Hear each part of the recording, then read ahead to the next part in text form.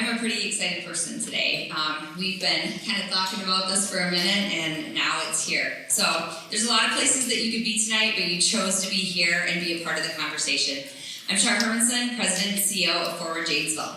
And some of you might not know what Forward Janesville is. So we represent more than 620 businesses in the greater Janesville area. And if you put that in perspective, if you live in Janesville and you have a job, or you're employed, or you have a company, we represent 40% of all owners and employees in the city of Janesville. So if everybody here were still working and not retired, 40% of you would be members of Forward Janesville. So that's a pretty good number. When the opportunity emerged to host the first ever CivicCon, we were very excited to bring this to the entire community. So you don't have to be a member of Forward Janesville to be here tonight. So thank you all for coming. Forward Janesville is the Chamber of Commerce, and we are the private economic development organization for Janesville. And I just want to take a minute to recognize some really big wins that Janesville has had over the years. And one of them is right here at the JPAC. JPAC is a win. This was a school, and now we have housing here, and we have this amazing performing arts center that you can all enjoy. We have the Woodman Sports and Convention Center that is now open, and I walk in it every weekend just to be nosy and see who's using it, and there's a lot of people using it. And the kids, when they get out of the car and they're like, this is where we're playing, the smiles on their faces are worth more than gold. It's amazing. We're gonna get the Boys and Girls Club up and running this year. That's coming. We'll have the Children's Museum, but if you think back a couple years, we rebuilt HealthNet. We have Arise downtown. We have the beautiful farmers market. So Janesville has a lot of wins, and sometimes we forget about them because we're kind of grinding toward the next thing. But I just encourage you to think about things that we have done together.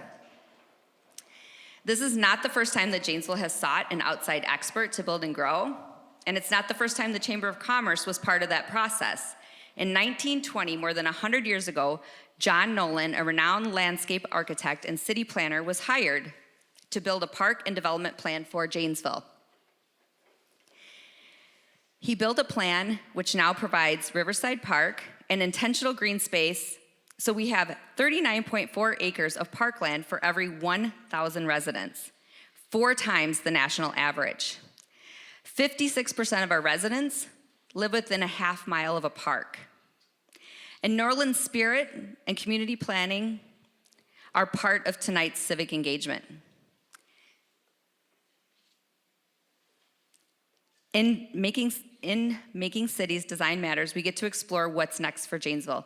As Forward Janesville, we look to bring together and host a presentation with amazing subject matters like Victor Dover and Joseph Kohl that you'll meet tonight. They've been in town for a little while and they've driven around, so when you have asked questions and talked about Center Avenue and Woodman's, they know what you're talking about.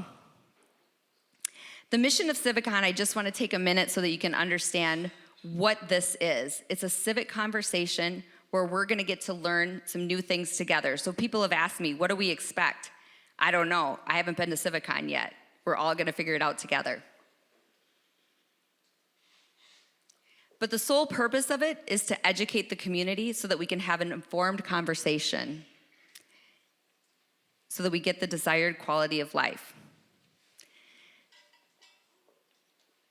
Next, I wanna make sure to introduce the event sponsors, because without the sponsors, this would not be possible. Forward Janesville is a nonprofit, so we didn't just have this in our reserve account and decide to pull it together. So first on the list is Quint and Rishy Studer, and I'll talk about that more in a minute, but the Janesville Gazette helped us. Jack and Jenny's, Ryan Inc., Tobin and Oakley Ryan have also been supporters. So Quint is gonna come out and talk to you for a little bit, and if you don't know Quint, he had the foresight to bring this together. He founded CivicCon in Pensacola to build and sustain community engagement. You would know him as a Janesville resident, owner of the Bodacious Shop, Block 42, and he's going to be opening Block 41 with the Great Harvest Bread Company. Quint was a special education teacher for 10 years and attended UW Whitewater. He also became the director of marketing at Mercy Hospital, where he laser-focused his career in understanding employee satisfaction and employee turnover, and developed systems to make complex problems simple. He authored books like building a vibrant community, which those copies are free, so please take one before you leave today. He has podcasts, white papers on many of these topics. So Quint, thank you for being here tonight, and if you'll come up and talk to us for a few minutes and introduce our guest, I would really appreciate it.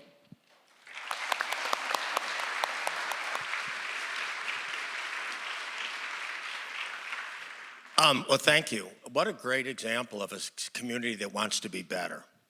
Because for this many people to turn out, after my book came out, I was invited to speak in Springfield, Ohio, and it was a rainy, foggy day. And I couldn't imagine a lot of people coming out to hear somebody talk about creating a better community. And as I walked over there, I had low expectations, and the city council chambers were crowded. And the mayor looked at me and said, "We haven't had this many people here since the roundabout conversation." So you've already done those roundabouts already, so you've already had those conversations. You know, people ask me, why do I do some of these things? And it goes back to my roots in Janesville as a special ed teacher. You know, as a special education teacher, our goal is to maximize everybody's human potential. And I think that's what everybody in this room wants to do. How do we maximize a city's human potential? And that's what we've tried to do at least in Pensacola. So when I left here, I went to Chicago, then I went to Pensacola to run the hospital there, then I started my own company. I didn't pay much attention to the community. In 2005, we had a project that was I didn't realize it was this controversial till we started. You can read about it in a book called Right Idea, Right Time by Rick Outson, and it was one of those blew the town apart. We ended up with a referendum, we ended up with voting. It just was really wild. Now, luckily, maybe the project just some don't work, some work. This thing was an unbelievable success. Though, one of the things we learned is expertise. So they said, how can we spend this much money, and we want you to privately pay to bring in an external expert. So I went to Pittsburgh at the time, and Victor and Joe will know them well, brought in Ray Gindros, who was an urban planner from Pittsburgh, to come to Pensacola, Florida. And he met with the community, and he created a plan, a street structure, what works, parking. And so when he went to spend this money, by the way, there's never anything. When I wrote the book, people call me up about their city, and I said, what would you like to have happen? And they go, we'd like to get everybody on the same page. I said, that ain't ever gonna happen. We did polling in Pensacola, Florida, and this is an absolute, it's reading one of my books. He said that in Pensacola, Florida, about 30% of the people are gonna be against no matter what you say. They way to judge it. So he said to me, if God said we're going to relocate to Pensacola, Florida, 30% of the people would not want a gated community in the town. And that's just the nature of the beast. So this isn't any magic. There's no silver bullet. This is just trying to have this confidence that when you bring in outside experts, people are smart. Nobody forces you to live in a community. I'll speak and I'll say, how many of you only live here because you got in trouble, you got arrested, and they punished you by penalizing you by living here? And I say, well, so you chose to live here. Don't use the word you got to or have to. You get to live here. And when we say we get to do something, you rewire the brain. So what happened is we just came into the habit, and we were having great momentum. We still do. But in 2015, we started hitting some bumps. It seemed like projects that we thought should be easier to get through became very, very difficult. So we came up with something called CivicCon, and I didn't come up with it.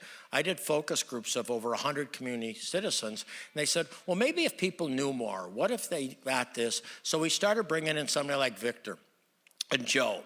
We were blown away, just like this, by the first one, that so many people showed up. We live streamed it, had 5,000 views.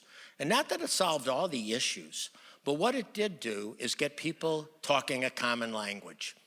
And we've continued to do that ever since then. Go to www.civiccon.org. There's over 60 speakers that you can look at that we have brought in from around the country.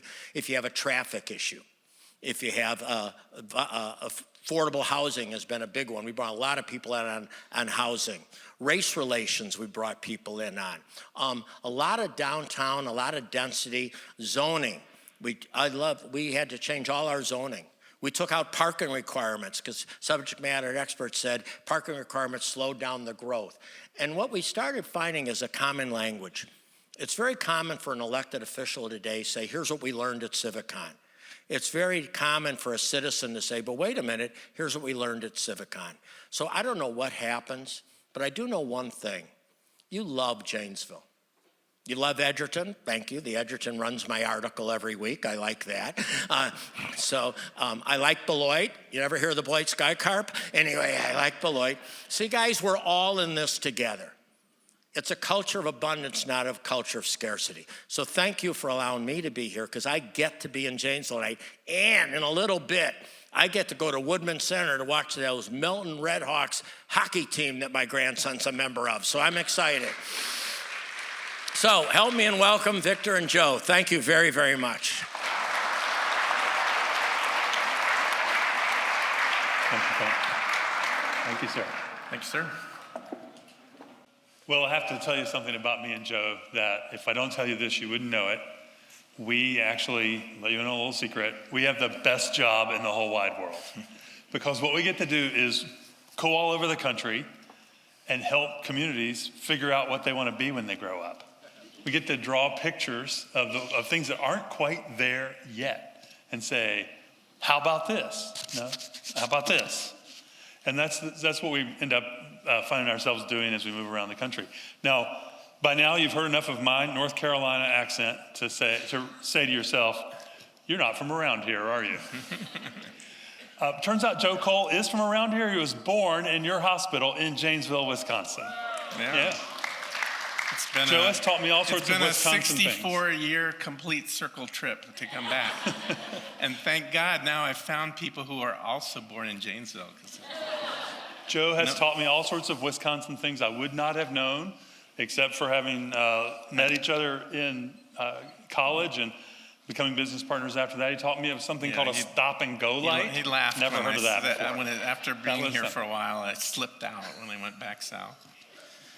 But no, it's great to be here, and I learned most about good urbanism and good neighborhood planning actually from many summers in Wisconsin and knowing Milwaukee and some of the smaller towns around. So the kind of planning we do started to make sense when I was thinking about Wisconsin.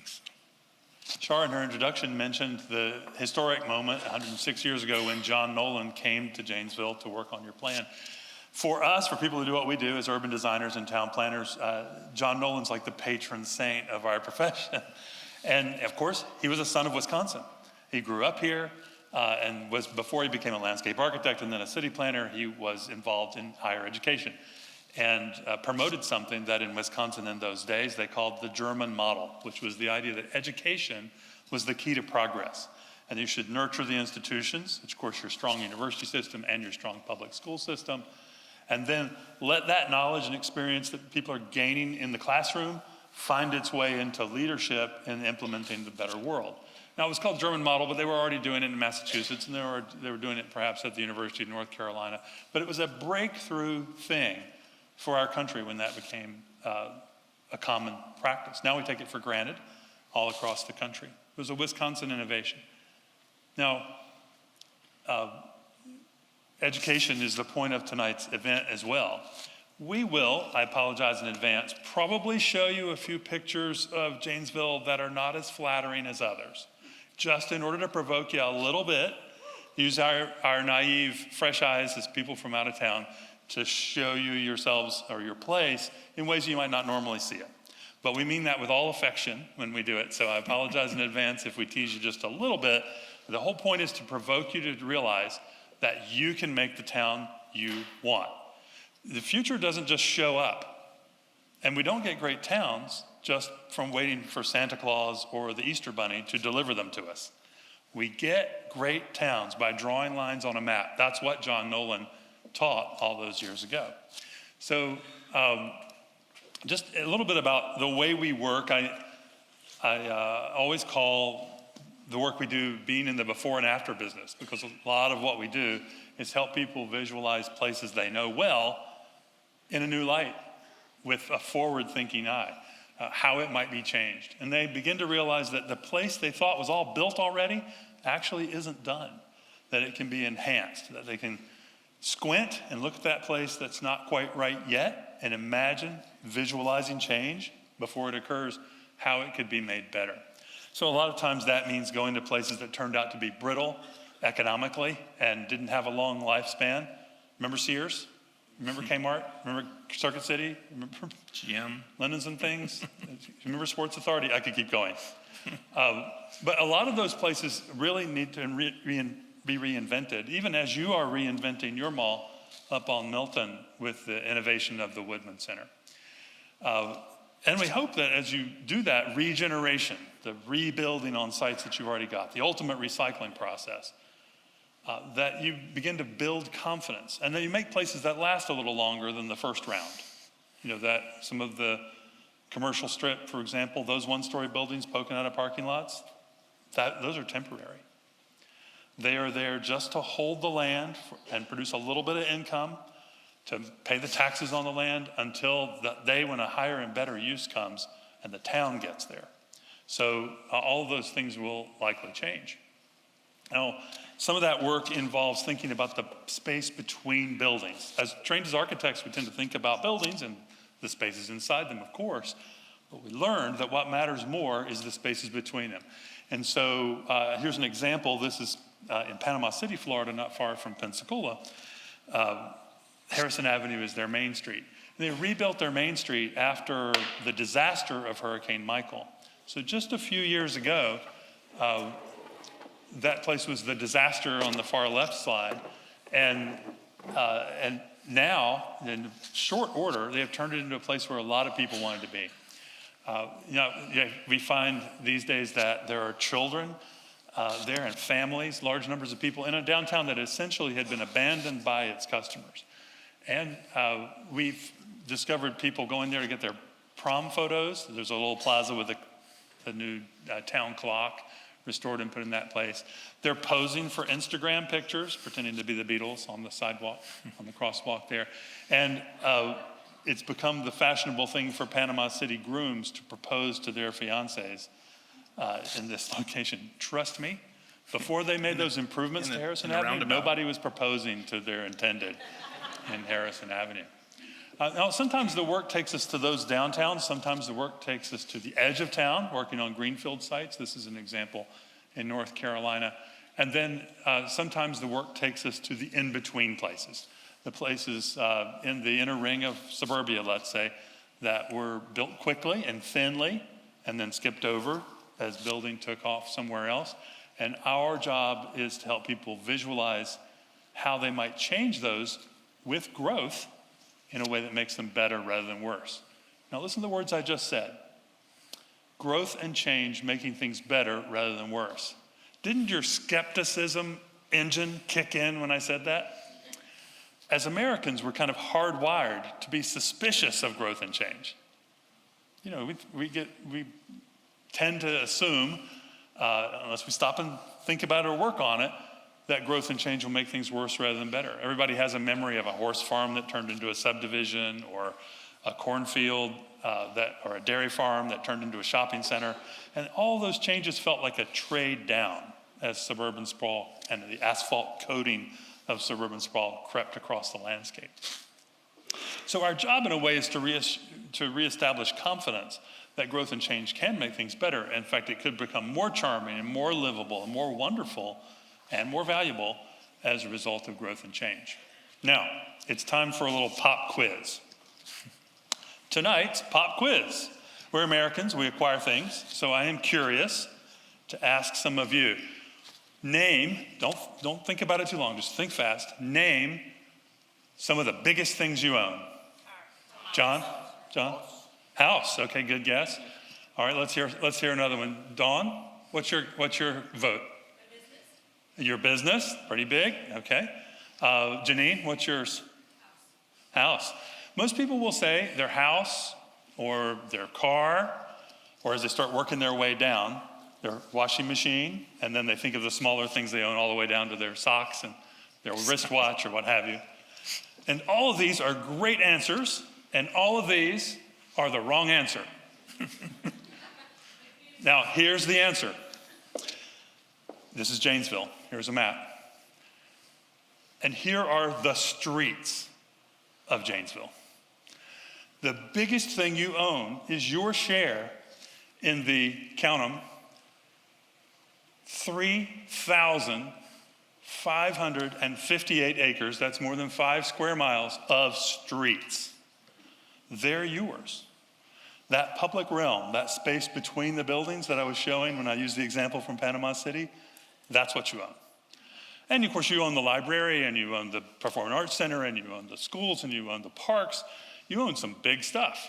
Turns out, as big as they are, our houses or our businesses or our cars are not the biggest things we own. But if you start to think of yourself as a shareholder in those assets, and I put it here in real estate terms, they're acres of land, and you start to wonder, okay, what's my return on investment? I'm putting money in it as a taxpayer. The cash register rings, I pay my sales tax. What am I getting back? And is the change that's occurring in those spaces adding asset value or accelerating its depreciation? That's the way we want to think about it. Now, I started with this picture for that exact reason. We have a theory. Now, Shar didn't tell you that we got the Shar Hermanson white knuckle tour over the last couple of days. She put us in a great big SUV, and I was in the front seat holding on like this, and we veered from corner to corner all around the town. And we learned a lot from doing that. I don't think there was any part of Janesville we didn't get to see some of. And of course, we were asking questions the whole time. So it was an exhausting procedure for our hosts, but thank you all for being so gracious about it. Well, here's the theory that jumped out to me and Joe Kohl from that tour, and from looking at your maps, and from looking at your newspapers, and from looking around at what's changing now. And here it is. That theory is that a great city building civilization once created this place. You know, the town leadership that brought John Nolan was just one chapter in a whole series of successive chapters of leadership. One of the greatest city building civilizations there ever was. Look at the historic buildings, for example. Look at the quality of the public spaces that were the logic of the fundamental setup that was there. They were actively building town. I'll show you some historic pictures too, and you'll see one where the Main Street buildings and Milwaukee Street buildings are there, and but the street surface itself is still a dirt road. And even at that stage, when the street was still dirt, the buildings were city buildings that were standing up straight. And they had a proud building to street relationship, and a tall parapet. And they said, here we are, we're Janesville. Joe? Okay, great. Oops. So, Middle button. Middle button. Okay. So, what I like to do, and I'll probably talk a little bit faster than him since he's from the South, is I like to look back, because I know that everybody here is really smart, and you've been thinking about your town for a long time, but generations ago, there were also really smart people looking back at their town. So it's good always to look back to see how we got to here from there for two reasons. One is so that we can also see if there was some wisdom in some of the efforts they were doing. But also, we know that cities just naturally change over time, and they're going to change whether we do nothing, and they're going to change unless we actually take initiative and make it change into the things that we want to. And so the first thing I like to do is take a look at the older buildings and what they were doing, and also, I think I'm hitting the wrong button here. Middle button. I like to look at these Sanborn maps. So these are insurance maps made from, the late 1800s into the 1930s. And so they tell you amazing things. They'll tell you, they're very accurate as to where how buildings were positioned. They'll tell you the construction material, where there's an oven or a fireplace, because of fire, fear of fire. But they also tell you the uses that are inside. And so I typed over, because I know it's hard to see, and I don't know if everybody can even see them, but the kinds of uses, there's a lot of drugstores. So I guess folks didn't know what was causing their illness, but there was a lot of things for sale to treat them. And so kind of like nowadays. But just on this one block in the middle, there's like drugstores, the Five and Dime, 2 saloons, not only there's a bakery on the next block, but there's a confectionery, so there's a distinction there. Consignment store, grocery, a crockery, that's where you got your dishes from, and a cobbler to fix your shoes for you because you did all your walking. So I thought it would just be fun to play around and say, okay, how many, can you actually stay on a block and get all of your daily needs within a short walking distance? So I invented this idea that there's this pharmacist, and he just came in from school in Madison, and he's renting a flat in one of the apartment buildings there. And then, so he's starting his day. He's got to go pick up his laundry, which happens to be the same building that Forward Janesville has their offices in. So once again, the use is less important as the building is worth saving. And so then he goes on, and because he's young and single, he goes to has breakfast before he starts his day, goes to the drugstore, works his morning shift, and then at lunchtime, he runs to the bakery to get something quick because he doesn't have a whole lot of time. And in the process also goes to the photographer who's on the second floor because he needed to pick up some portraits to then send to his mother or grandmother because that was the social media for the day. If you wanted your image out there, you gave it to your mother or grandmother to push, their young son or daughter to meet, whether it's a business opportunity or romance.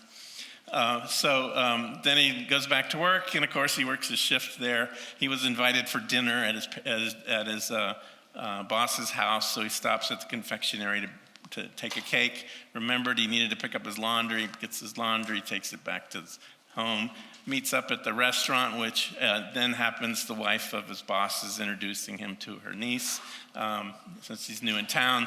They hit it off and go to a moving picture show. It's before the talkies. And so then he walks her home as a nice gentleman, and then he goes back to the saloon, meet up with some friends before he calls it a day. But what's really interesting is how many of us can actually take care of almost everything we need within one block of where we live. And so that in itself is, you can say, oh, that's an old-fashioned idea and you can never have these businesses anymore because the corporate structure and blah, blah, blah. But why can't we? Because it's only been 100 years. And for thousands of years, people have been living in this kind of manner. And so we should be trying to bring that back. So turns out this is a pretty modern day idea as well. Transportation planners call this trip chaining, where you go out the door and then you do several things in a row, chaining your trips together before you eventually come back to the door you walked out. And if you did that in a car, you'd be moving the car from place to place. Now, in suburbia in America, we tend to generate from 12 to 14 car trips per day per household average. It's an enormous number. If you don't believe me, keep a diary. You might be getting 10, and then one of your neighbors who has young children at home with piano lessons and after-school activities and everything are doing even more than that. And so we, of course, need 28 or 38 empty parking spaces waiting for us all over town in order to accommodate that kind of trip chaining when we don't do it the way Joe's fella did it in 1909. Now, modern day, you could call that a park once environment. And it turns out that 100 years later, this is becoming a big part of how people choose where to live. Don't trust me. Business Insider says the key to happiness is walking distance to a coffee shop. That's where Americans want to go. So I found this postcard, and this is one block down, but it shows the character of the place back when the little scenario was playing. But also, this is the same block today. And so before and after, so I'll let you guys be the judge of which one's better. But the thing is that Janesville is not alone, and I would say probably a little more advanced than some that are getting started, because you've been at it for a good number of years. All over the country, there are downtowns that have seen businesses decline, and the population's gone, and they don't have a cobbler anymore there, or a confectioner. You guys do have consignment stores, which are really cool. I did enjoy going through a couple of those yesterday. Today at lunch, a couple of Janesvillians mentioned to us that they had recently taken a trip to Montgomery, Alabama. We thought we'd show you some pictures from other places to reassure you that in that glory period from, say, 1875 to 1925, you were not the only ones implementing this great city-building civilization. In places like Montgomery, they were building buildings that were as good as the ones in New York or London and Paris. They were the envy of the world, basically. Next. This is what Montgomery was installing in that period from 1875 to 1925.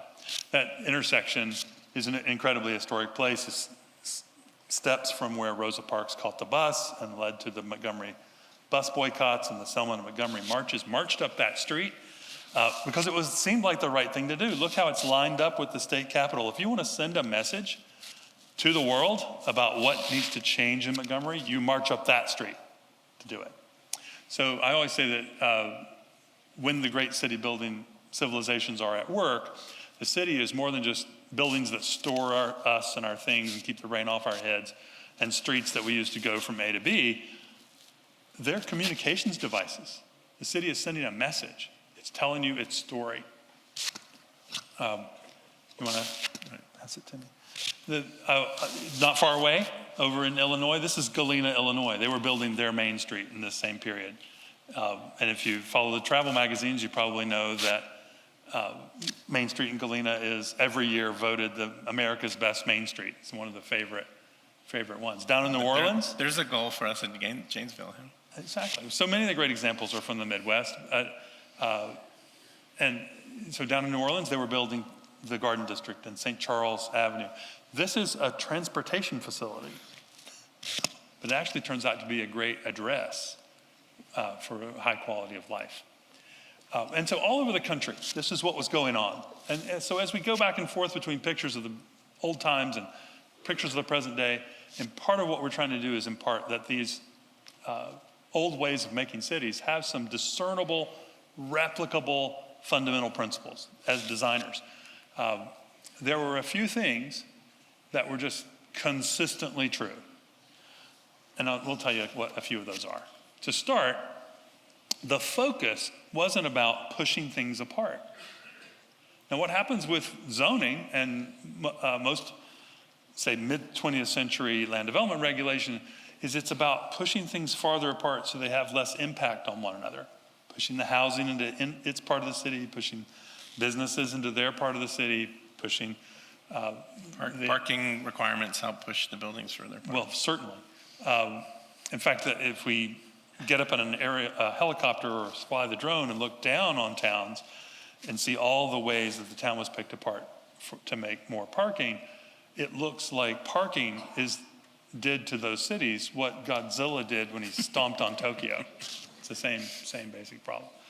What they were doing instead was, by design, deliberately figuring out ways to cleverly bring things closer together for more convenience and for more collective security, and because we're social animals, we want to be with one another. And our favorite activity as humans is people watching. So things that were true. One, people built neighborhoods.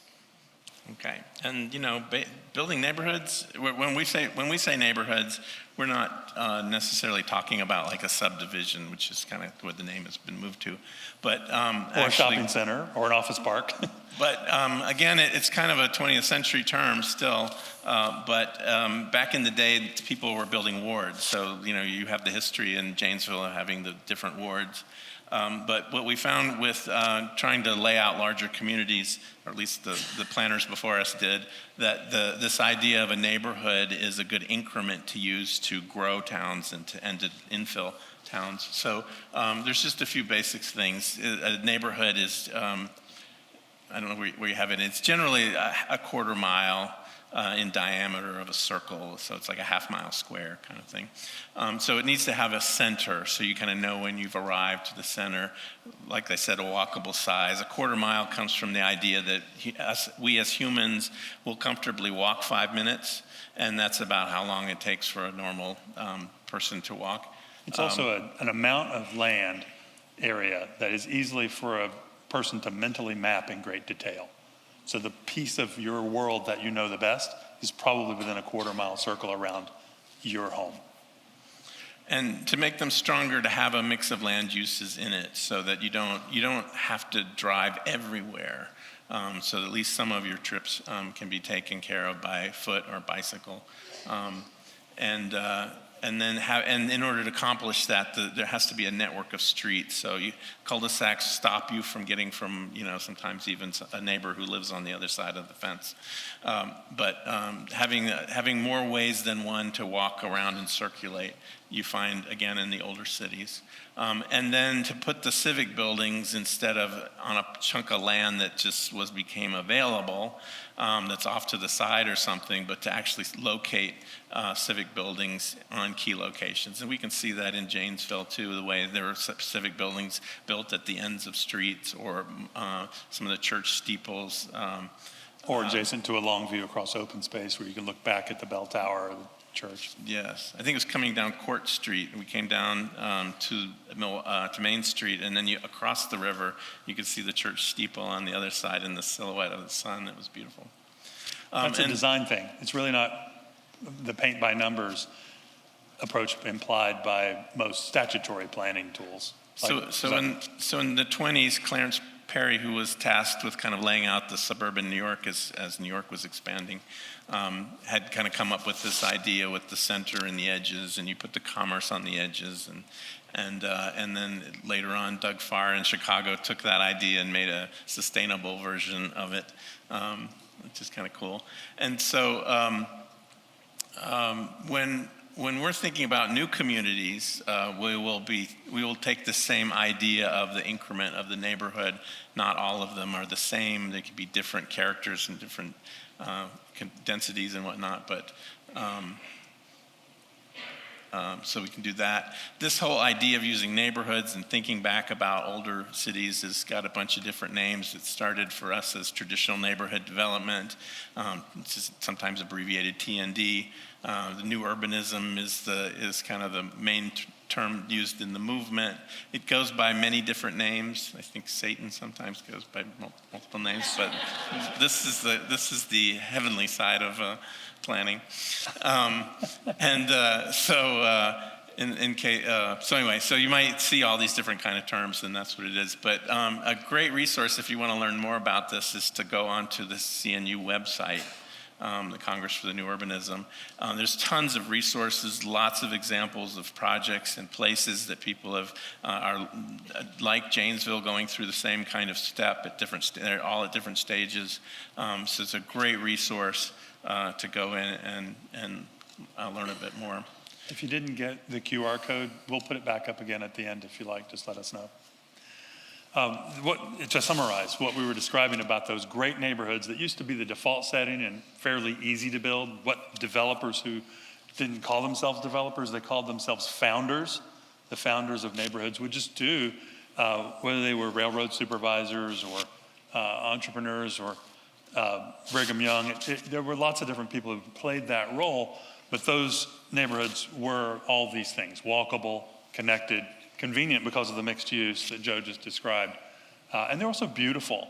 And they were designed to nurture your quality of life and your health.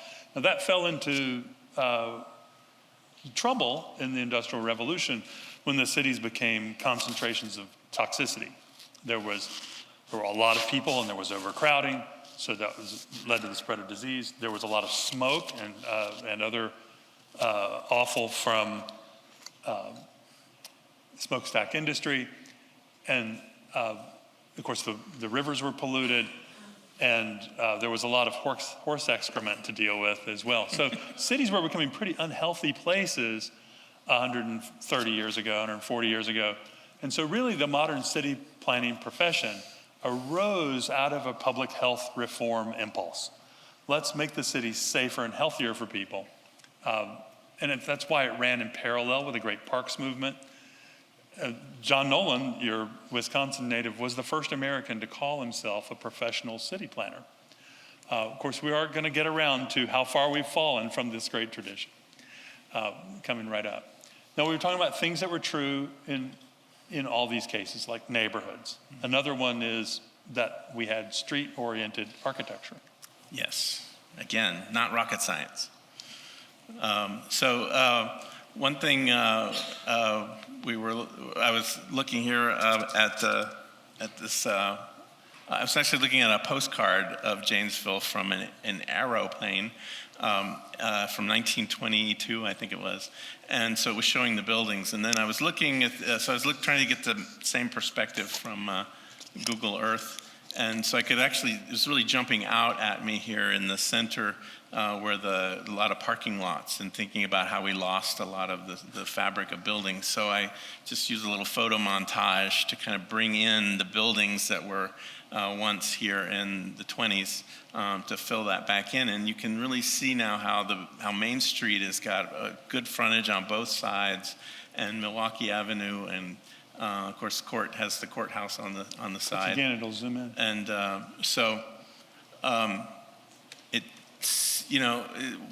when parking is managed as has to be solved on its own lot for every single building, that's what's been causing this kind of spreading out.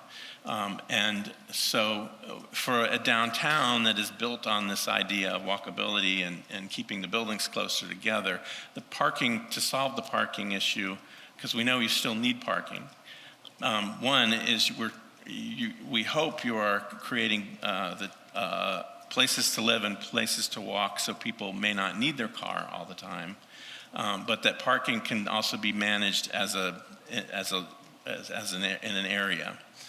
So those folks that don't need their car that often but may still have one, have a place to park, but it doesn't have to be right outside or on the same piece of land. In an immature city, parking is treated as a private little matter on every private little lot where the demand for a parking space is generated. But in a mature city, parking is part of public infrastructure, and it's delivered as efficiently as possible, no more than needed, and pay in its own way.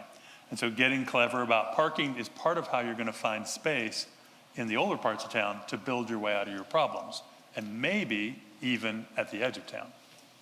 And I was thinking, you go to a lot of places where there's just really cool streets and stuff, and it's lively and so forth.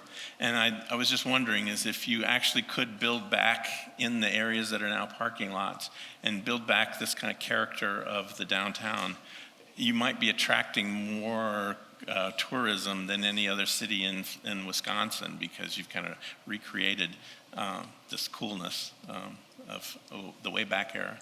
So it's street oriented, and sure. So the details, the basic things when we talk about how buildings should face streets is that you need to have the front doors and the windows facing the street, and it needs to be easily accessible. And so when there are big facades where the walls are blank, it's not very interesting. Certainly in a commercial area, it's not interesting as a pedestrian to walk along. And in fact, it might be in such a way that the sun is blinding you from two different directions, shining off the blank facade and hitting you in whatever. And so having windows that you can look in a downtown street makes the walk interesting, and you'll tend to walk further than you might otherwise. And then you might meet people as they're coming in and out as well. And even on the residential side, having the front porches or having at least the doors kind of come straight out to the street. Balconies and bay windows. Exactly. So there's a lot of architectural details that we could point to.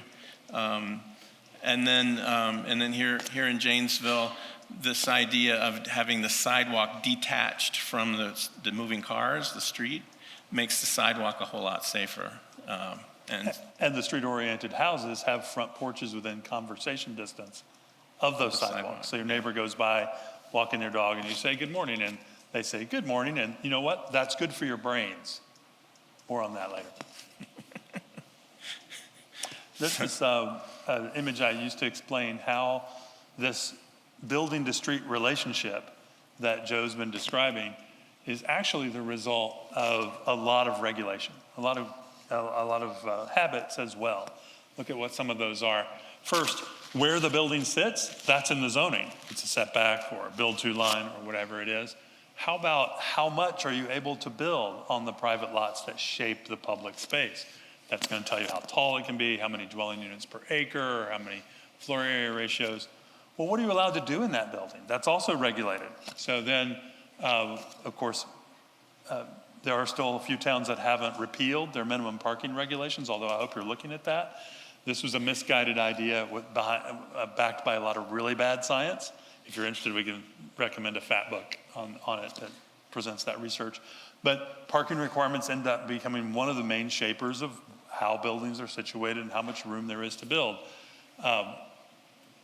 Form follows parking. We should question that. How about where there's glass? You know, Joe talked about the storefronts with the glazing, so there's light coming out at twilight from the buildings, or you can see human activities inside. And just the architecture generally. Is there articulation to it? Are the windows proportioned? How does the top of the building meet the sky?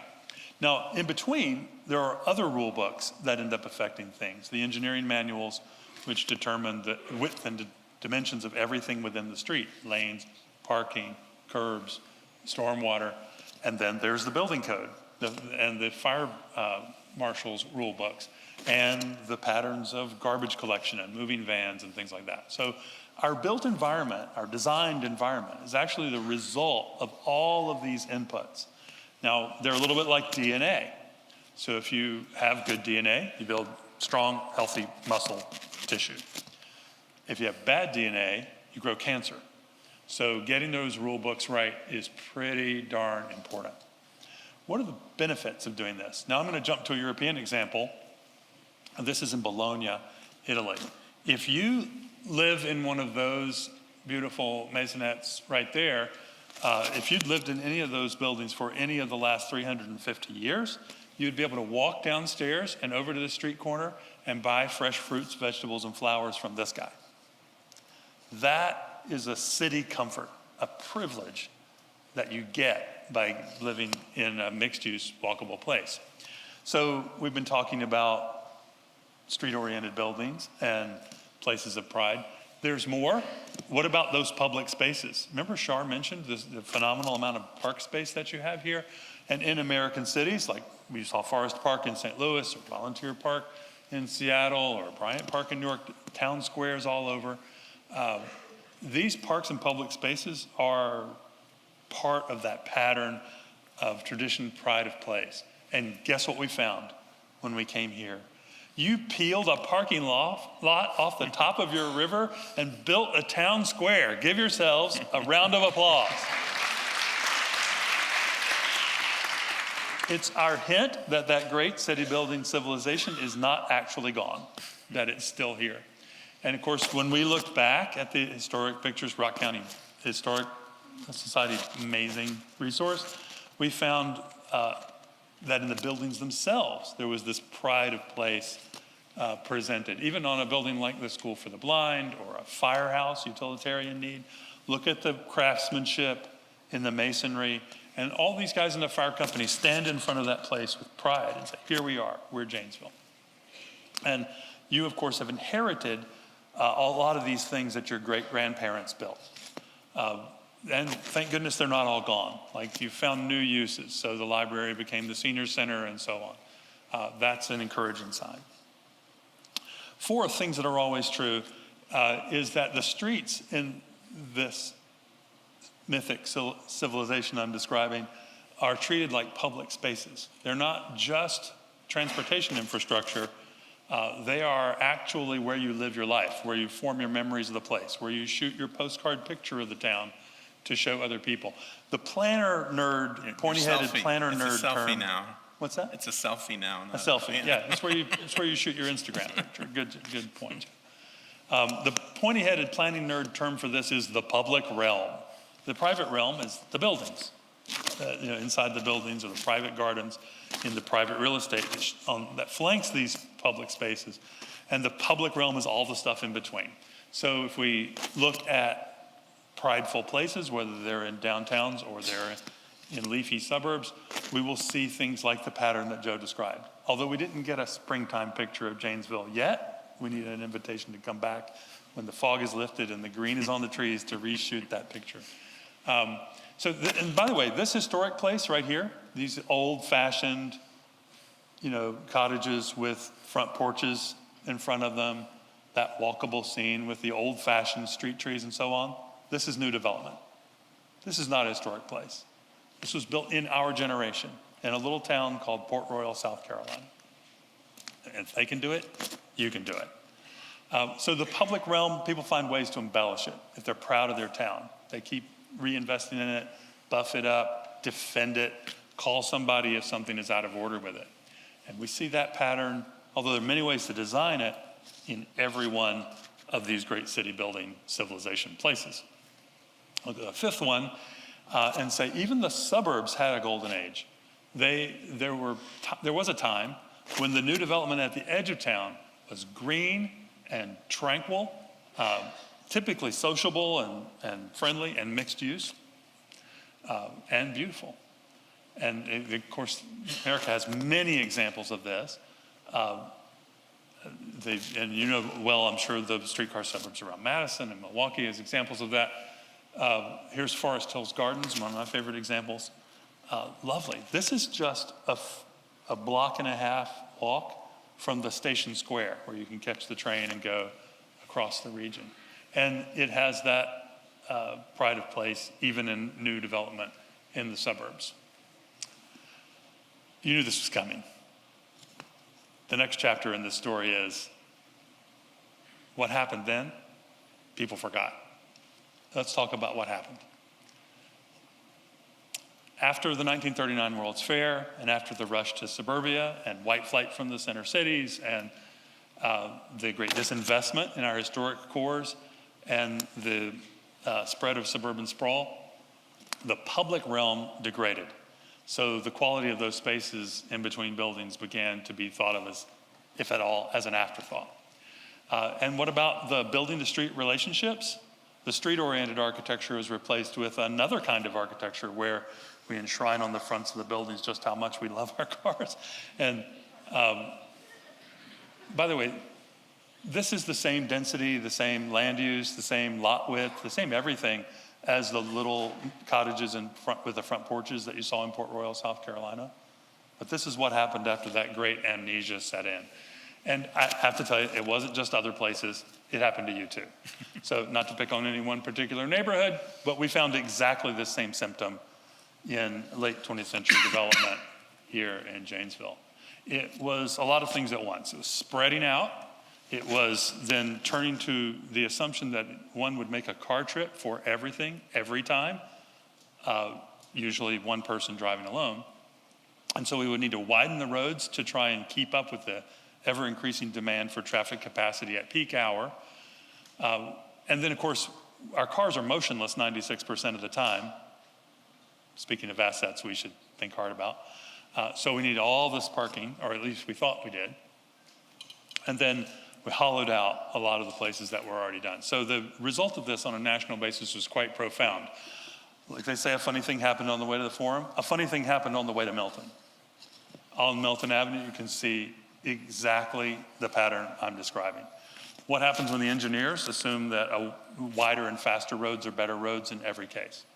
What happens when the real estate development takes the form of one-story buildings poking out of parking lots instead of building street relationships? And it's not just on the north side. We found this on the south side as well. It was foggier when we were in the south side. You want to know the scientific way that they size these parking lots?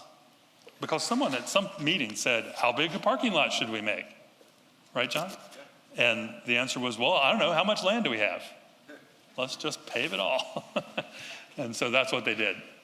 And something happened on the way to architecture as well. Look at the two pictures here on the left. They kind of show what Janesvillians were building and then what they started building. Places of local distinctiveness, and then places that are more like machines and more anonymous, and honestly indistinguishable from everywhere else. Even on the main street, you can see this kind of architecture argument going on. It's tradition versus modernism is one way to describe it. It's also simplicity versus ornament, and there's many ways to debate it, but really there still is, 100 years later after this experiment in architectural form got underway, a big argument about what's best for the architecture of our time.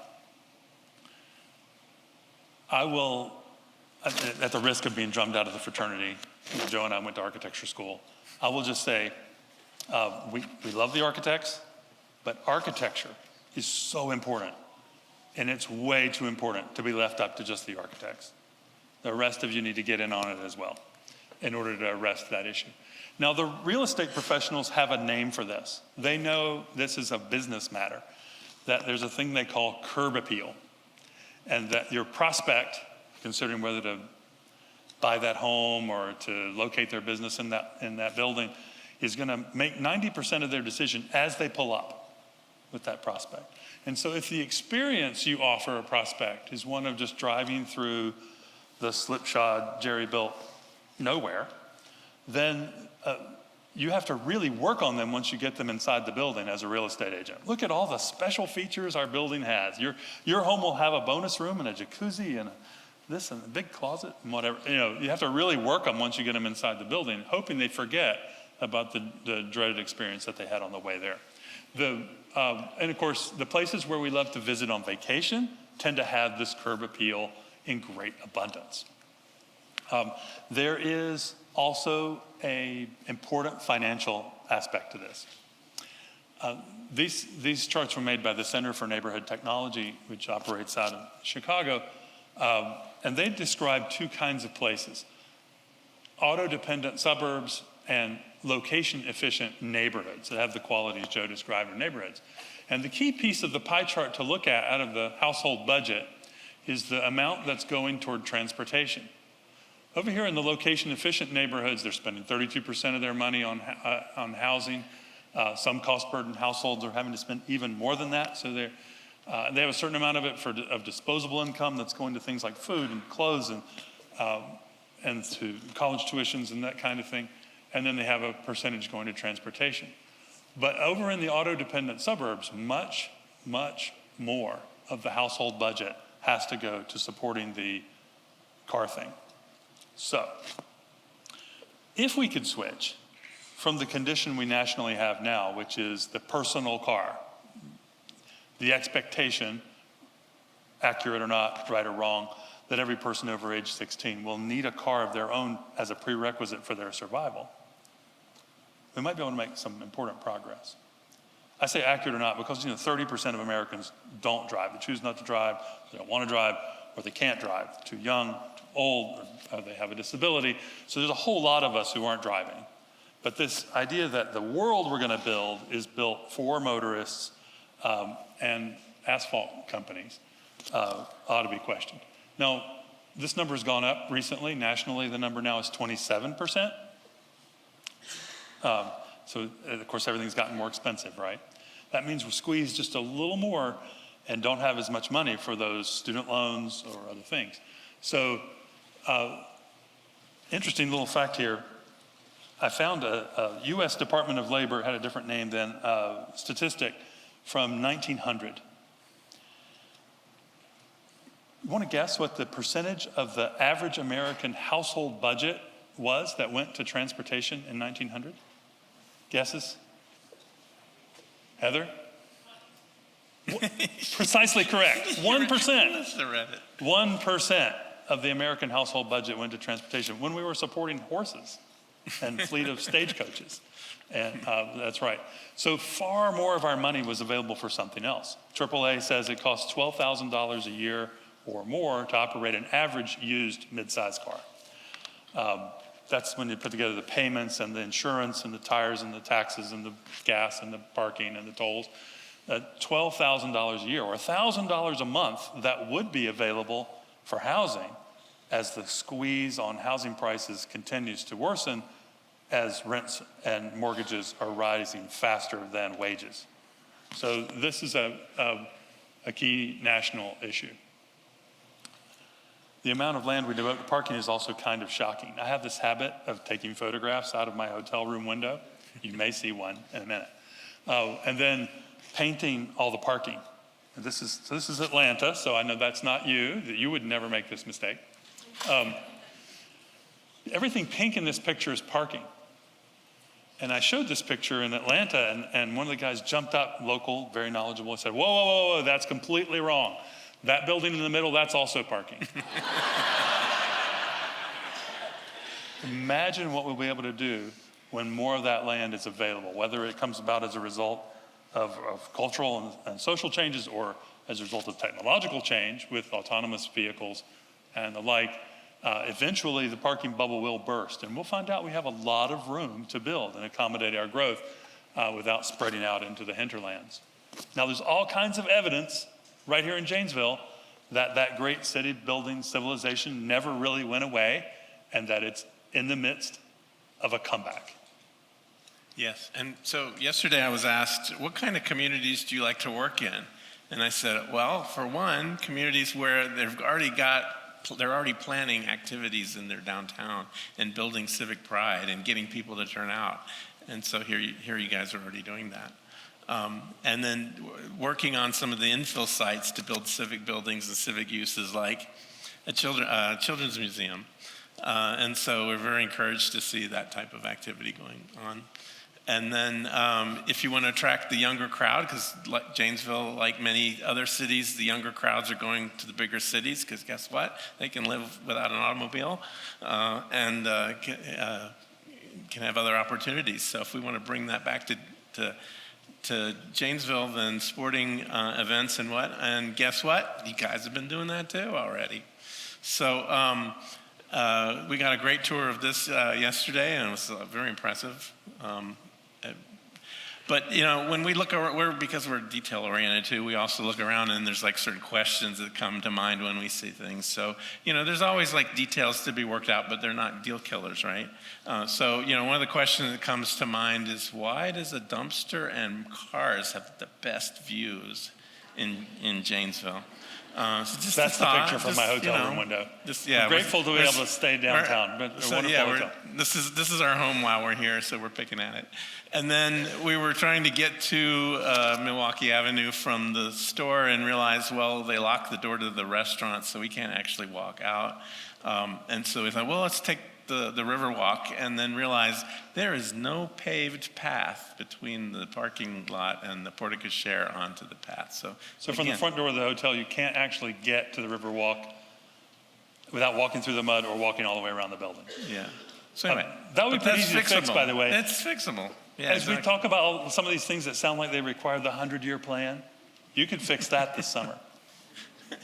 And then we heard the I can't see the end of the letter, so the building, the Friedenau building is being retrofitted, or it's trying to be retrofitted into residential units, and that is the key. That's the sweet sauce to revitalize downtowns. Is you've got to get a residential population, because you got to get the storefronts activated and get real businesses in there that are providing sales tax and the buildings themselves creating tax revenue that can help further provide public benefit. And so, you know, every downtown that has had a revival has done it because they first started with the buildings that they had, because they're there, and it should be easier to retrofit those. And they're charming. And some of the old buildings, again, from 100 years ago, the upstairs were used for storage area because they didn't have FedEx delivering the next day. And so those spaces were converted into offices and residents. Does everybody know this is a construction site, and they're actively working on this building to turn the lights back on upstairs and bring some additional residential units right into the heart of downtown? And while this is just one small building, every little bit helps, because people will come out of those homes and go into the bakery, And if you drive to downtown and you want to have a lot of variety of things to visit, different kinds of restaurants and things, you need as many different customers supporting those businesses as possible. So I think this is going to be an interesting case study. I also love that it's a historic building being redone. For the environmentalists, it's said that the greenest green building is the one that's already built.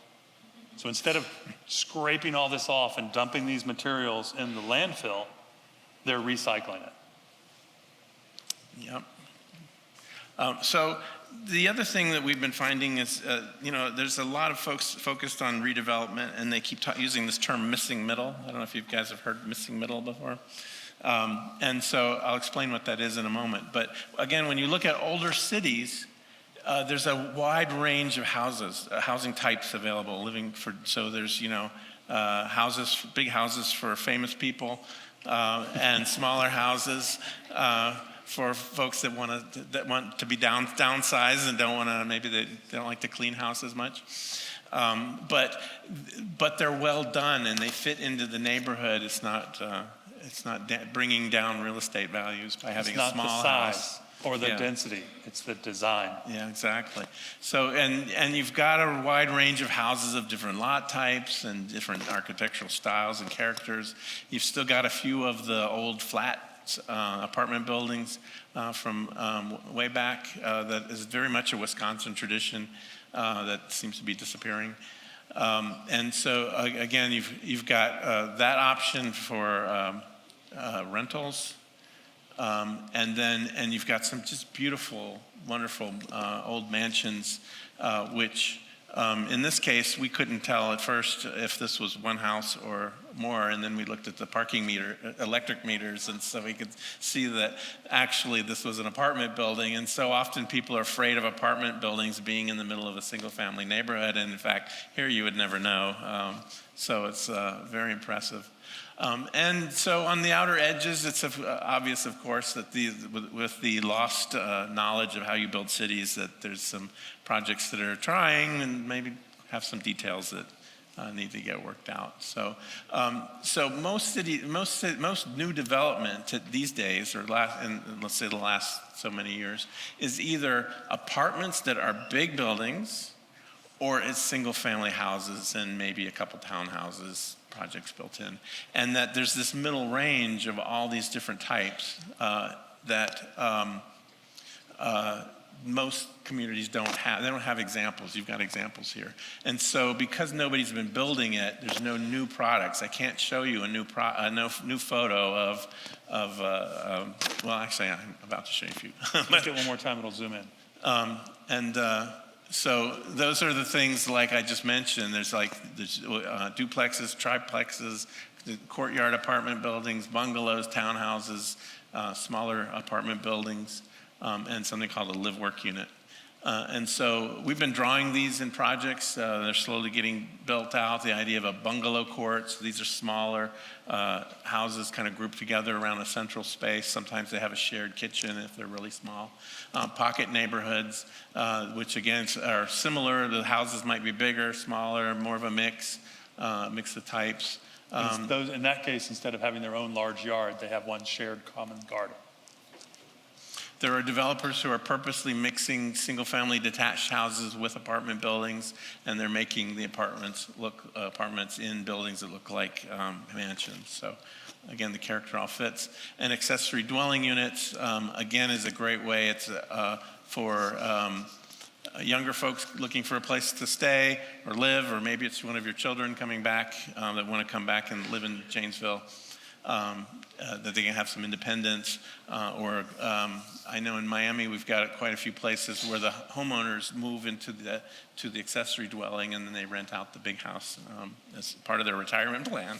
And then the idea of a live-work unit, it's pretty much the same as a townhouse, where the ground floor would be more of a shop front, and then you'd have apartments up above.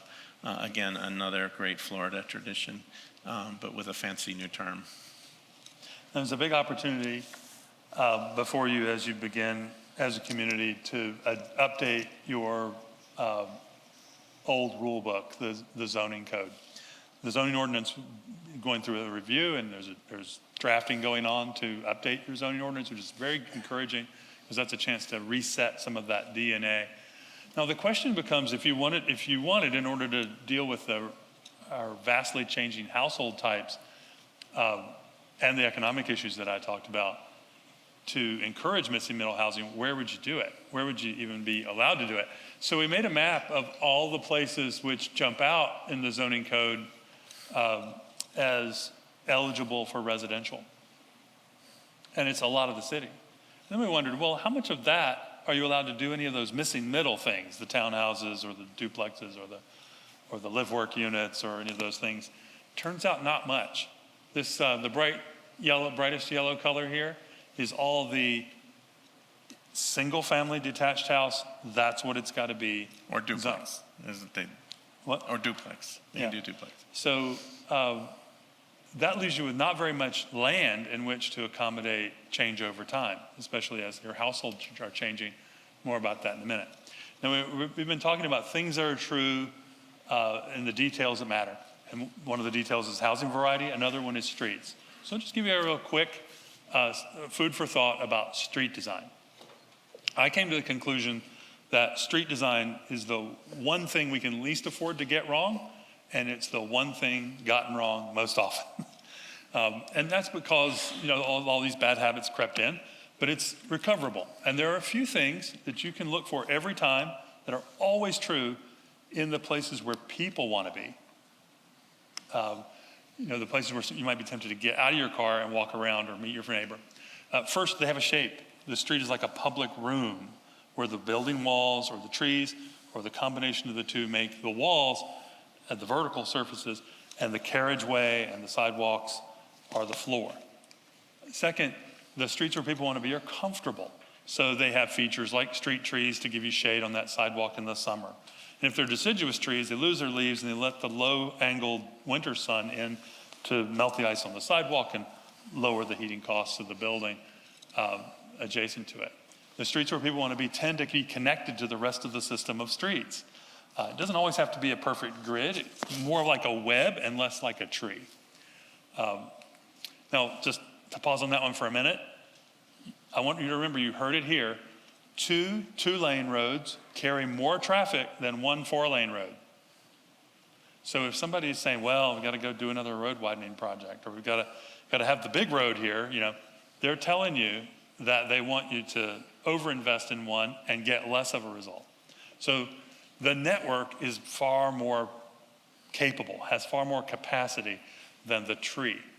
Now, how do we get trees in our neighborhood designs? Actually, it's in the rule book. This is a drawing from the cover of the Wisconsin Department of Transportation manual. And what it shows is local roads, collector roads, arterial roads, and freeways. That's the hierarchy. And if you study the diagram, the local roads might be connected to each other, but they're generally disconnected from the rest of the system. Like the new subdivisions that have one way in and one way out. We're just building what the manual said all over America. That, by the way, this big experiment was never given a field test. It was implemented in a big way. And of course, the ultimate result of it is you choke on just a small amount of traffic. In Janesville, it probably feels like each time you have this much development or growth or change, and that much, say, economic development, you get this much new traffic congestion. And that's unsustainable. So we need to find other ways to go. Next, the streets where people want to be are safe, and that partly means that the speed is controlled. We don't get a lot more cars through a lane of traffic per hour at peak hour by speeding them up. About 26, 27 miles an hour is the peak. After that, we're getting fewer cars per hour through that same lane, so there's no point in going faster than that. But when we speed up, the mayhem goes up really fast. So when there's a collision or a crash, we don't call them accidents. If as engineers you design them knowing perfectly well that's going to happen, it's hard to call it an accident. When there's a crash or a collision and the vehicle that hits the pedestrian is moving at 20 miles an hour, then there's a 5% likelihood there will be a fatality. Still too high. We should be alarmed by even that, but 1 person out of 20 will die when they're hit by a car moving 20 miles an hour. Speed the car up just a little bit, to 30 miles an hour, and now we're at over 50% likelihood of fatality, and go up to 40 miles an hour, 45 miles an hour, 85% likelihood there will be a fatality. I don't know about you, but my little German car, when I just look at the accelerator lovingly and whisper, "I love you," it speeds up from 20 to 40 miles an hour. Doesn't take much. And so, but of course, there's a big uptick in mayhem. And why that works is, the 2-second rule. Because when you're going faster, you need to stay a little further from the car in front of you, and that's why it's not as efficient. If everybody's driving slower, you're actually moving more cars through. You're getting to your destination faster. It's kind of counterintuitive, but that's how it actually works. There's a concept in the U.S. Constitution called the police power. Some of you have probably heard of this before. It says, "We shall enact such laws as necessary to protect the public health, safety, and welfare." That concept is in the Code of Ethics of the American Institute of Architects, the American Society of Civil Engineers, and the American Planning Association. We're not really doing a great job of protecting the public health, safety, and welfare when we design it for their safety to be applied only to the occupants inside their private vehicles. We also need to make it safe for everyone. Now, this guy will probably end up in an emergency room at some point. When he gets there, he'll be diagnosed with something like dehydration or heat stroke. But I suspect he's really dying of bus stop deficiency syndrome and street tree deficiency syndrome, and perhaps loneliness. The streets where people want to be are also memorable. This is the most elusive of them. This is the idea that when you make a memory in a place and you want to go back to it. And that's probably because you see humans and the things humans make on display. And that might be in art, official or unofficial. It might be in architecture or signs or commerce. It could be in monuments. But the places that are memorable have these features. And I love this little spot in London called Seven Dials. By the way, a private real estate developer speculator built this place. Where there are cars and trucks, lorries making deliveries, everything, those London taxis, all swirling around, but they're all moving very slowly. So people, without a moment's hesitation, walk out across the street, sit on the monument, and watch the ballet of life go on around them. Amazing thing to see. So local distinctiveness is one of those things that makes a place memorable. And in Oklahoma City, they're doing it with paint, pretty simply. We're talking about streets, and so I want to mention something about this word, modes of transportation. Our transportation engineer friends will refer to walking and biking as alternate modes of transportation. And I say, whoa, hold on a minute here. Walking and biking are not alternate modes, they're the original modes. But one of the reasons why that's important for us as we look forward to our national future is that it just really takes a lot of space for all the transportation to be accomplished by one person per car, with all the space that they take in traffic. And so this is, of course, eventually means we have to find a way to use the space more efficiently and move more people, fewer miles. We do ask audiences often if there are any trips they're typically making, any trips, that they might be able to make by replace it with a walking or biking trip if the route was safe and improved and they felt like the bike lane was protected from traffic. They wouldn't be afraid to take their 10-year-old out there with them. We get, again and again, we get enormous percentages of people saying, yes, if it were beautiful and safe, I would replace my trip to the yoga studio or my trip to get an ice cream cone or whatever with a walking or biking trip. If only someone would build it that way.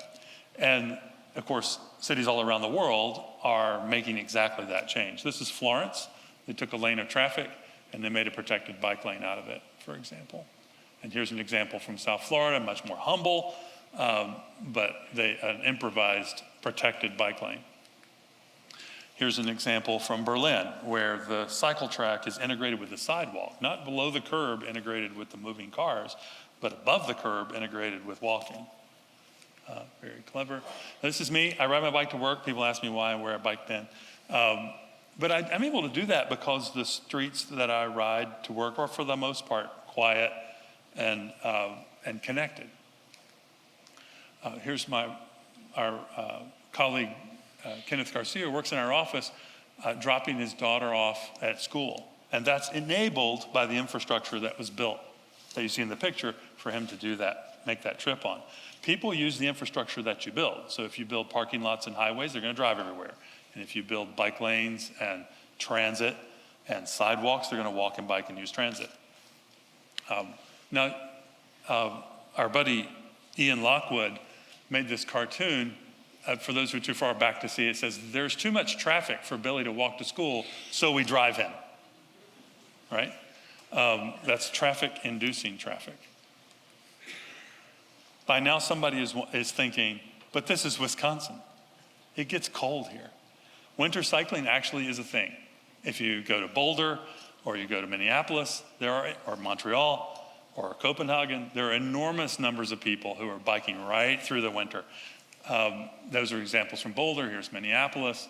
At some point, somebody's going to say, "Bud Victor." We're not Amsterdam. Here's what you need to know. Amsterdam wasn't always Amsterdam. They made themselves into the place we now think of as a walking, biking, and livable, high quality of life city by changing their relationship to the cars. They were, in the 1970s, they were moving right along the American path, and they made a cultural decision to change it. And in just a couple of generations, that's exactly what they did. So before on the left and after on the right, they've managed to accommodate cars without being dominated by them. It's a very interesting thing to observe. Now, one of the reasons why we're so concerned about the public space is because this actually has to do with health. Remember I said it was good for your brain to say good morning to someone? This guy's the mayor of Washington Avenue in Mount Lebanon. If you want to know what's going on in Mount Lebanon, you go find this guy on the bench. And look, his bench isn't stapled to the sidewalk perpendicular to the, parallel to the curb where you can look at the cars or look back at the storefronts. It's rotated 90 degrees so you can see down the sidewalk and you can see him as you approach. Why do I think this is important? Huge studies have looked at all the physical and social determinants of public health. And with longevity in particular, they were curious what would make it possible for people to live longer. So they took a ton of people, like 50,000 people that were aged 55 to 65, and they asked them all these questions about every aspect of their lives. And then they took that data and they filed it away and waited 10 years. And then they went back to see who was still breathing. Turns out there were some pretty discernible patterns. If you took your blood pressure medicine, you lost some weight, and you exercised, and you got your flu vaccine, and you didn't drink and smoke as much, that all helps. But at the top of the chart, the factor that correlated the most strongly was a strong relationship to a network of friends and family, and then even more important, daily contact with people, just like you saw in Mount Lebanon.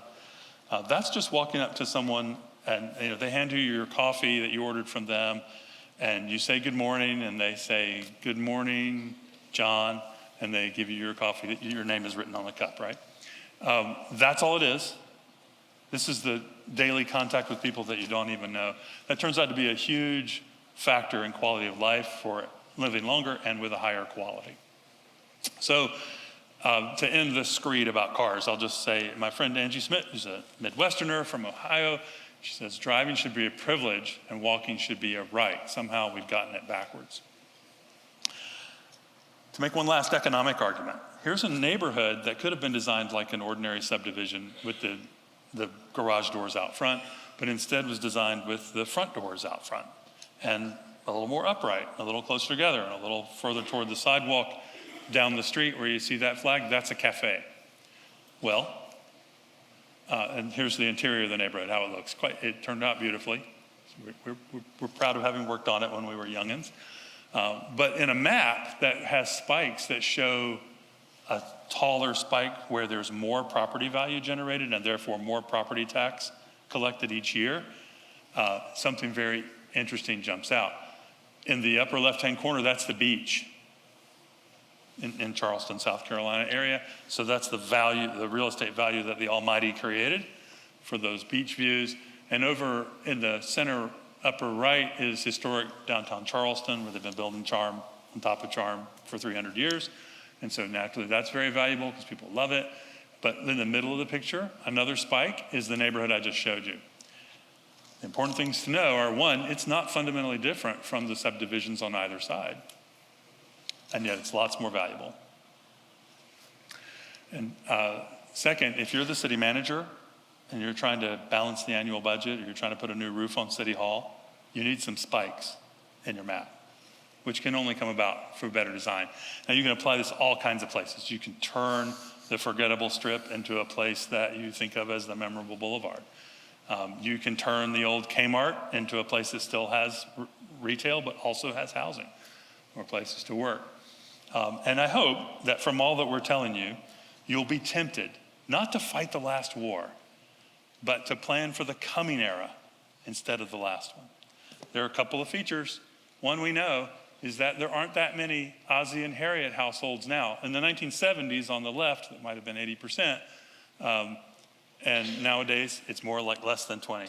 Ozzie and Harriet was, for the younger folks, was a situation comedy about an American nuclear family that lived on a subdivision house. Those are the sitcom households that we don't generate anymore. The new households that are being generated are single head of households, double income, no kids, empty nesters, younger persons, individuals living alone. They all need a different housing format, and yet all that zoning is designed for the Ozzie and Harriet generation. Something to think about. What else is going to change in the immediate future? We know that technology is going to march forward, that we're going to have a lot of automation. So even as factories and small batch manufacturing come back, there's going to be a lot of automation to that. It's not going to have the same job implications it once had.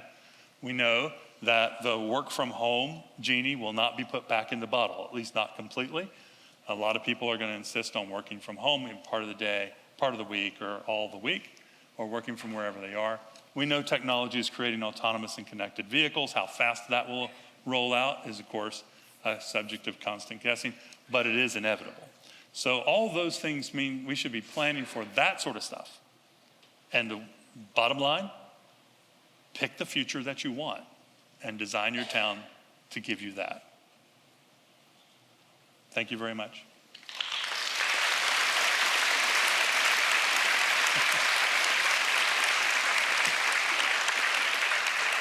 All right. While Char's coming up to ask us some of your questions, I'll say our contact information is on the screen. We also want you to read the books, The Art of the New Urbanism. Don't buy one, buy 100 of them and pass them out to all your friends. And the new edition of the book John Massengale and I wrote about street design will be out this spring. So you can learn more about all this there. So the event evaluation is up here. We're going to do a couple questions. You guys generated a lot of questions, so thank you. So if you take a picture of the screen and take the event val, we appreciate that. We will also send this out in the email, so you will get that. We're going to go through a couple questions, but as you know, we're getting a little bit late, and I do have something exciting that I want to share. So I'm going to share that, and then we'll do a couple questions. Okay. You guys had great participation tonight. 80% of you who signed up showed up. That's amazing. I think that's a record for Janesville. Thanks. We do have a workshop, which is tomorrow. And if you wanted to continue the conversation, you can sign up at the Forward Janesville table in the lobby, 8:30 to 10:30. It's going to be here at JPAC because we've had more participation than we had thought we would. So we're going to use a little bit bigger space. So sign up at the registration table, please. And we are going to do this again. So in May, we're going to bring Shane Phillips to town, and we're going to talk about the affordable city. So that's very exciting. I'm working on the date in May. I actually double booked it right over the top of our awards lunch or something like that, and Megan almost had a heart attack. So we're going to change that date. We're going to go to May. So just let me plan that, and I'll get that information out to you because we have your email, and so make sure you've registered so that we have your email and we can get you on that invite list. So you all generated a lot of questions, and I promised that you all could leave at 7, and that's in 1 minute. So how are we going to do this? We're going to ask a couple questions, but they're going to answer all of the questions, and we're going to send them out to you in an email, okay? But here we're going to start with the first question. Where do we start, guys? This is a lot of information. What would be the place that we should start? I would say, one thing you guys have already started, so that's awesome. You've already started. You've already started, but like what you've already been doing is you want to pick things that are tangible and doable, and so they're like projects. It's not, you have to set goals and deadlines, and even if you can't meet all of those, you still have them, and you can modify them along the way, and you prioritize them. So, and some things happen when there's certain things happen, like a certain group wants to come to town, or they find out that Janesville is now this cool place, and they want to come in, and then you can help try to steer them in the right place, or if it's a not-for-profit organization or something, it kind of comes and goes. But having a nice list and prioritizing and working on it, can't give up. All right, I have a really tough question. I've got some people that wanted to ask a tough question, so here's a tough one. Looking at all the beautiful renderings and designs Dover and Kohl have created for cities around the U.S., I look at Google Maps, and it appears many of these places have created a watered-down version, marginally better than what preceded it, but not nearly as great as it could have been. Would you agree with the characterization, and why did the cities fail to make a big change? I'll let him do We that totally agree with that characterization. And we're pretty harsh critics of the built results. Our own work, too. Yeah, I think that we have learned that there are some projects which get diluted and implemented in a kind of half-hearted way, and there are projects which get implemented in a full-throated, kind of fully enthusiastic way. And invariably, the latter are the ones that generate more real estate value and weather recessions and downturns the best and turn out to be the most resilient and adaptable to change. But so it's a lot about execution.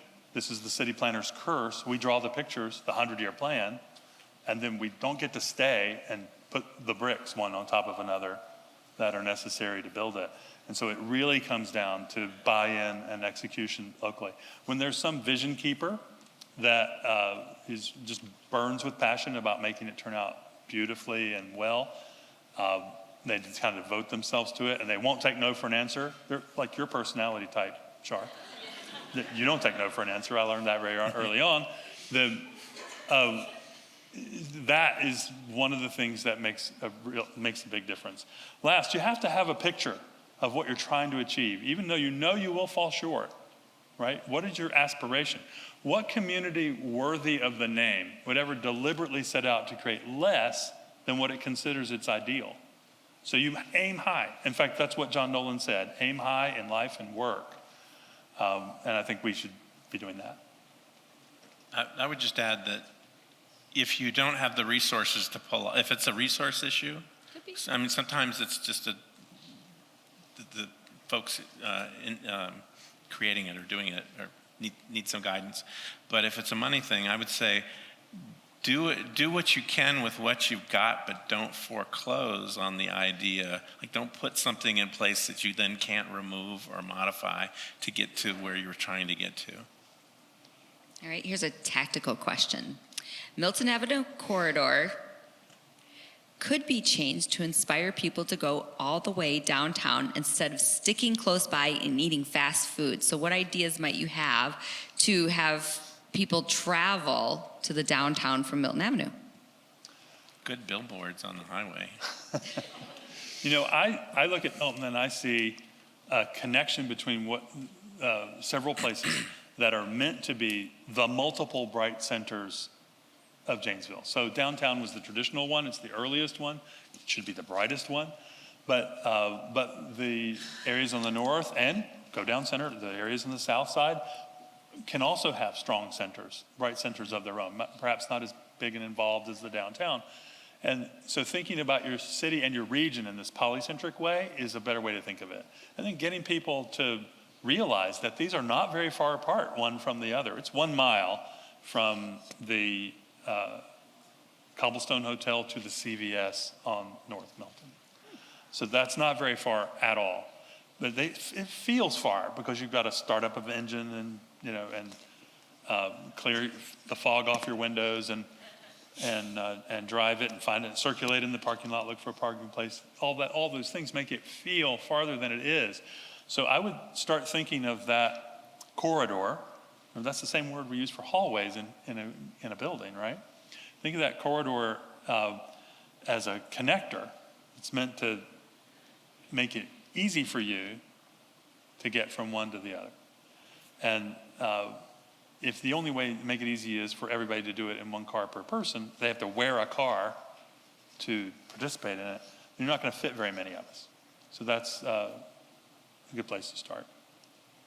All right, you guys got to go into Uptown Janesville, and you even commented that it's labeled Uptown Janesville behind the Woodman Center. So this question is, what should happen with Uptown Janesville? Because we didn't go in the mall where there's not many stores. So if we would have kept walking, we would have said not much, but there's a building there. Add housing. There's a whole book, in fact, 2 books by Ellen Dunham Jones and June Williamson called Retrofitting Suburbia. And if you're curious what the myriad ways are that creative Americans are reusing their aging shopping centers or shopping malls, rethinking them and waking them back up to new uses, those books are full of ideas. And one of the ideas you're doing, the Woodman Center is injecting civic life and recreation into what was thought of as retail dirt, retail real estate. Mm-hmm. And that kind of blending is the key to making more out of those places. Remember I talked about earning just enough money to pay the taxes on the land while you wait for the city to get there? The answer is to build your way out of your problems, capture some of that lost space, add things that are missing, including the housing that it's not too clear the zoning permits in the Milton Avenue corridor. All right, one more tough question, and then we'll do the rest on emails just so we don't keep you all trapped. Last question. How do you recommend measuring whether community involvement efforts are truly aligned with community values and making lasting impact? That's a good one. Well, first, But not hard. the people who show up get to decide. So by being there, you have an outsized influence over what will happen. Now that's also true for purveyors of negativity, naysayers, and so on. They will pack the hall when people are angry about the roundabout or whatever it is.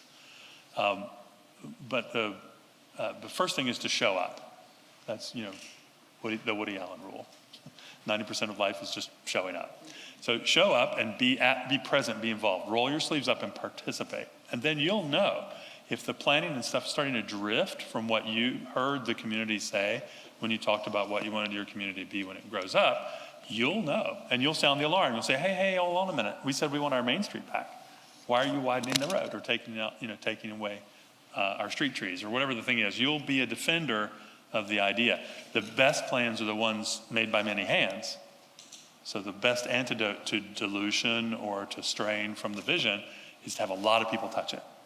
And then you can never, I'm glad you're doing an evaluation for tonight. You can never survey enough. You should constantly ask, did we get it right? Is this what you meant? Like this? And that back and forth dialogue will just reinforce the core things. Even as you might discover that there's some part of the original vision that you need to adjust or some technicality in the rules that you need to change, like fixing bugs in software. Mm-hmm. The core stuff will stay. Thank you all so much. And thank you all for coming. Big round of applause.